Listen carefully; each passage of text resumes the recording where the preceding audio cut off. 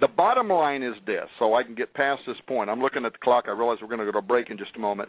We intend to provide files, images, over 20 hours of audio interviews with leading experts, private PDFs sent to us from Vatican astronomers, even video that will more than suggest that Rome is paving the way for the imminent, widespread acceptance of an alien savior, and there's reasons why they are doing that is beyond their control. They also believe it's going to lead the masses to believe that God's going to use these extraterrestrials in a way that he used them once before. In other words, they're interpreting them like we would think of as angels, as his agents in creation. And according to the Vatican's top theologians, this is going to be presented in a way that it does not immediately require us to explicitly renounce our faith in God, but it is going to require radical reinterpretation of Christianity as somehow this information is presented. It's also going to be useful for establishing a global system and religion, another goal the Vatican has emphasized lately, or as one of our consultants wrote, the ripple effect is going to eliminate, I'm quoting now, any discernible obstacle to articulating a global religion that honors the cosmologies of all faiths, united as they are under the reality of an extraterrestrial influence, end quote. Wow.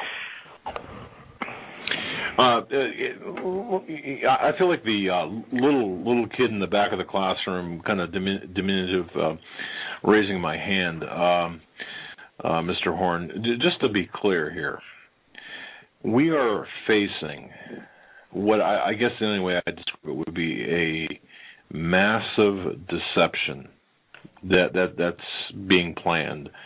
Is that a fair statement? I guess. In other words, what the people of the world are about to see, about to witness, is a false coming, perhaps, or a false second coming, or is that too simplistic of an explanation? Well, no. That's absolutely what we're talking about. It will be part of a. Go ahead. I'm sorry, Tom. I didn't mean to talk over you. It's part of the great deception. The word antichrist means in place of. It doesn't mean against. So the bottom line is what the Vatican's doing is shoehorning the idea that, number one, the aliens can be redeemed, and number two, they're going to spring at the right moment. The fact that God is an alien power, that Jesus was either a hologram or a genetically altered super alien that came to save us, and that's the ultimate deception, Jug. It's not a false rapture or anything. It is basically the total deception. Jesus made it easy when he said this: I came and you received me not. Another will come claiming to be me. Him you will receive. So it's going to be in place of, not out of place. In other words, they're going to substitute the alien God for the real God, and people are going to be deceived by it. Is that accurate, Tom? That's accurate, and furthermore, you can, if people want to Google this stuff, just type in Funis' name, type in our space brother, read what the Vatican is openly saying through its mouthpieces right now, in which they're saying that not only do aliens exist, but they might be closer to God than we are, morally superior to us, and they will be coming here to evangelize us, to show us a better way.